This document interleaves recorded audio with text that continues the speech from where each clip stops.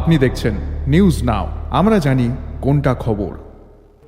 পিস্তল সহ সৌমেন শীল নামে বছর 32-এর এক যুবককে আটক করেছে দক্ষিণ ত্রিপুরা জেলার বিলোনিয়া মহকুমার পুরান রাজবাড়ী থানার পুলিশ। বুধবার সকালে থানার সামনে নিয়মিত নাকা চেকিং চলাকালীন একটি বাইককে থামানো হয়।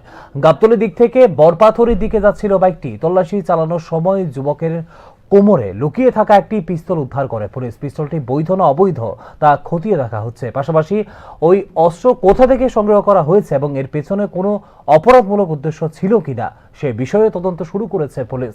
ঘটনার পর অভিযুক্তকে পুরান রাজবাড়ী থানায় নিয়ে গিয়ে জিজ্ঞাসাবাদ শুরু করেছে পুলিশ। এই ঘটনাকে ঘিরে ছড়িয়েছে গোটা এলাকায় চাঞ্চল্য।